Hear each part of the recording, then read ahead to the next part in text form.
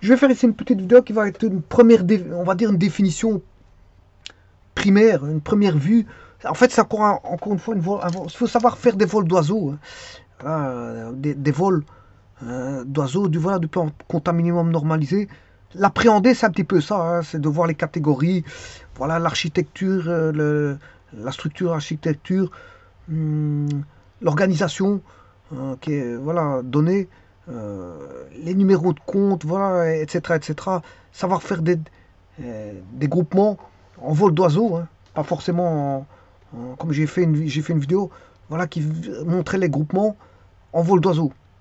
Des groupements, voilà, valeur disponible, valeur réalisable, euh, valeur d'exploitation, voilà, non exigible, exigible, court terme, l'exigible, long terme. Faut savoir faire des vols d'oiseaux avec des numérotations. C'est déjà une première vue des choses et voir la structure un petit peu, voilà, voilà, qu'est-ce qui est compte d'actif, de passif, et voilà, compte de charge et de produit, etc.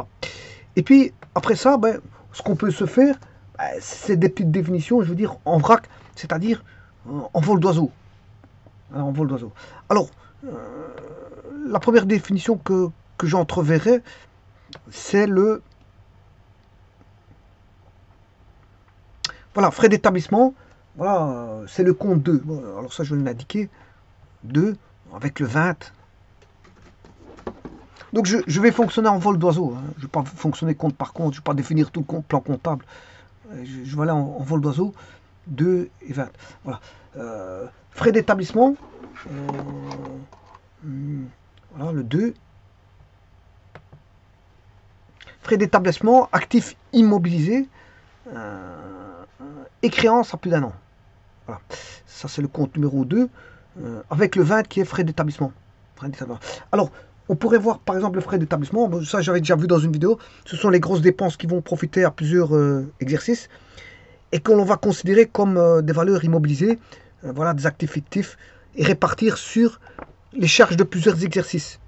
Bien sûr, par une technique d'amortissement, je dirais même la technique d'amortissement qui est un amortissement linéaire, voilà, avec un taux légal bon, qu'il faudrait, je veux dire, fixer. Voilà. Euh, un exemple, si on constitue une société anonyme avec des frais d'augmentation de capital, eh bien, ben, voilà, on pourrait utiliser, je veux dire, le compte 20. Voilà. Alors maintenant, je vais voir le 21. Immobilisation incorporelle, bon, première définition en vue, en vol d'oiseau.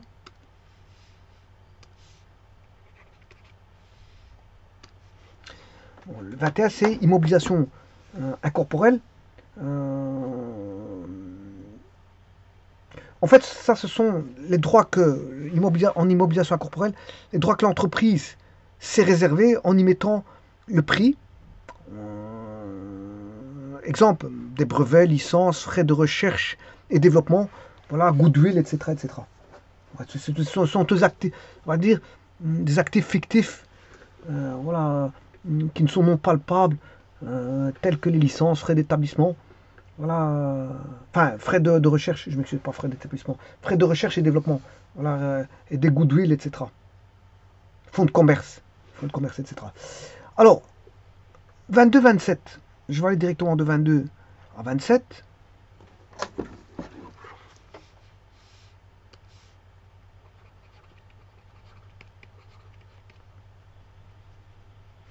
Donc ça, c'est frais d'établissement, immobilisation incorporelle, et là, c'est les immobilisations corporelles. Et puis après, on aura les immobilisations financières, hein, vous savez très bien ça. Voilà. Alors, on va aller rechercher 22 à 27. Voilà, c'est ça. Donc 22, c'est bien. Donc 21, c'est immobilisation, toujours immobilisation corporelle. Alors, remarquez que frais d'établissement, c'est un actif fictif aussi. Hein. C'est ce qu'on appelle les actifs immobilisés. Les actifs immobilisés, c'est frais d'établissement, voilà, immobilisation incorporelle, immobilisation corporelle et immobilisation financière. Voilà. On va mettre ça là-dedans. Donc c'est tout ça. Et donc, les immobilisations corporelles, elles vont de 22 à 27. Et là, c'est immeuble, matériel, mobilier, voilà, tout ce qui est palpable, tout ce qu'on peut toucher. En fait, c'est le contraire de ce qui est fictif. C'est des actifs réels. bon, qui vont constituer le patrimoine de l'entreprise. Euh, alors, et puis, on a les créances, 29 créances à plus d'un an, donc c'est les créances clients à plus d'un an, 29. Mais ça, on peut mettre ça dans les actifs circulants. Alors certains considèrent que ce sont des valeurs d'exploitation. 29 créances à plus d'un an, ils mettent ça dans les valeurs d'exploitation. Bon, on peut mettre ça aussi dans les actifs circulants. C'est un actif circulant. Mais il y en a qui le mettent dans les valeurs d'exploitation. Voilà. Alors, on a ensuite le 3. Le 3, c'est stock. Bien sûr, c'est les stocks. Tout ce qui est 3, c'est les stocks. Matières premières, produits en cours de fabrication, produits finis, emballage, marchandises, commandes en cours. Voilà. Le 4, c'est les valeurs réalisables, c'est-à-dire, voilà, c'est les créances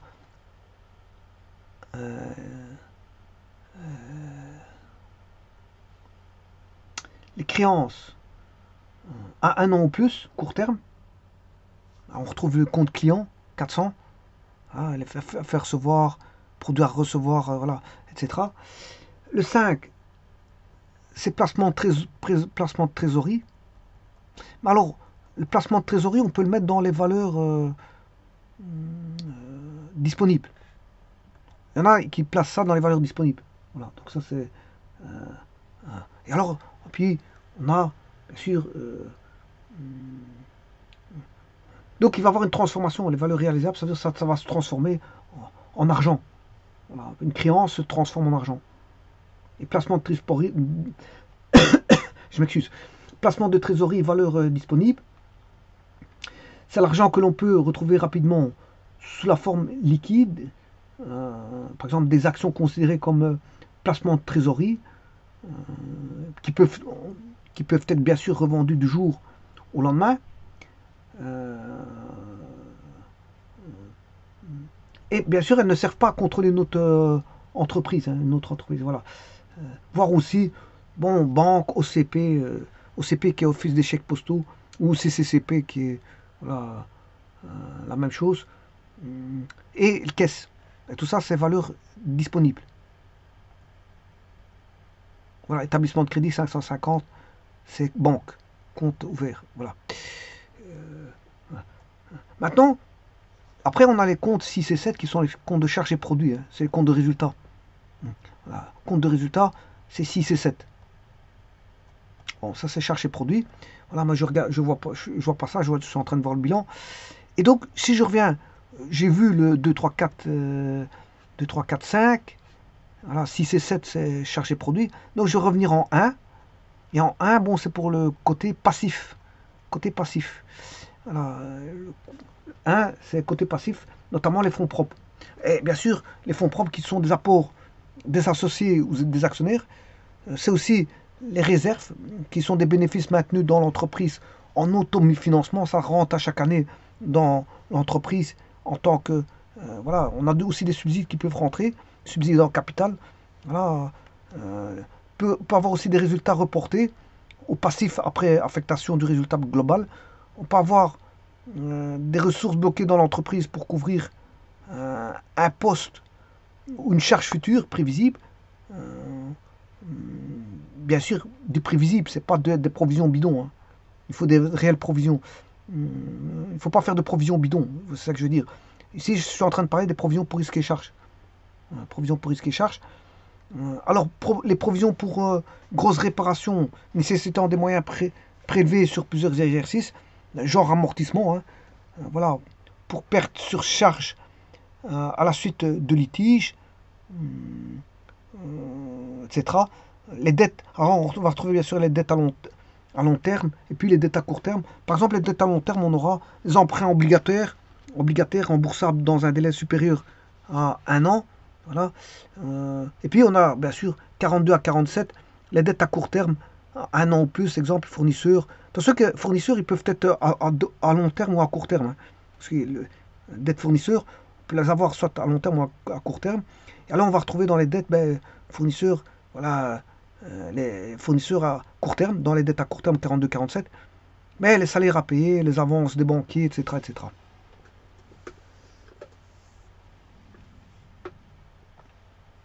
Donc les réserves, elles sont là. Ça, c'est le compte 1, je vous l'ai dit. Voilà, réserve légale, réserve féminisée, réserve disponible, bénéfices reportés, j'en ai parlé. Subside en capital, j'en ai parlé. Voilà, dette à plus d'un an. Voilà, elles sont là, 17. Euh, euh, alors, les fonds propres, j'en ai parlé. C'était le 1. Avec le capital souscrit, voilà, etc. Voilà, puis on retrouve les dettes à plus d'un an, 17.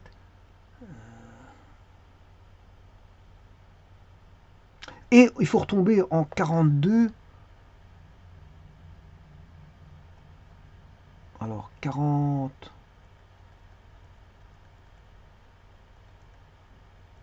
Voilà, dette.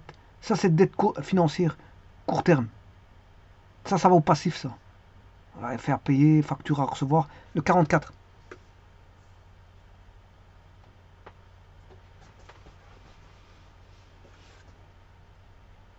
Donc le 44. Donc, ça va de 42 à 47. 42 à 47 dette à plus d'un an échéant dans l'année. On retrouve 42, 43, 44, 45, 46 et 47, ça va, tout ça, ça va dans les comptes de passifs. Compte de passifs.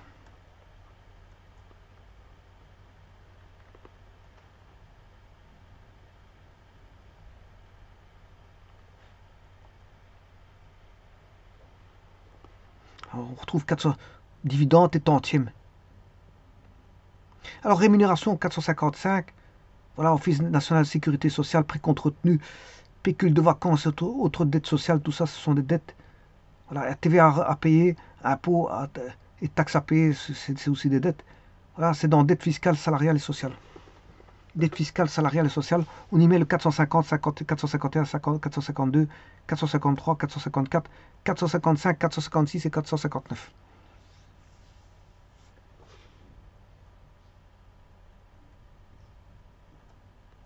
Alors on peut avoir aussi des comptes de régularisation à l'actif et au passif. Si vous cherchez, vous allez trouver des comptes de régularisation aussi bien à l'actif qu'au passif. Et ces comptes de régularisation, qui se trouvent aussi bien à l'actif qu'au passif, ce sont, bon, bien sûr, c'est pour se rattacher à un autre exercice comptable. On va rattacher à un autre exercice comptable des charges, voire des produits. Voilà. Ce sont des comptes qui sont à cheval. Ils se chevauchent. Hein. Ils se chevauchent. Ils sont à cheval sur deux exercices. Ça, c'est les comptes de régularisation, mais on peut aussi avoir des comptes d'ordre. Nous rappelant, bien sûr, des informations qui ne sont pas comptabilisées. Exemple, l'aval ou la garantie donnée par l'entreprise pour garantir des crédits, ou encore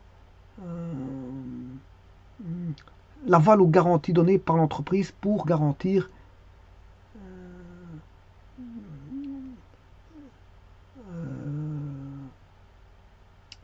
des crédits, on va dire, ou ça peut être aussi des reçus par l'entreprise. Hein. Voilà, reçus par l'entreprise.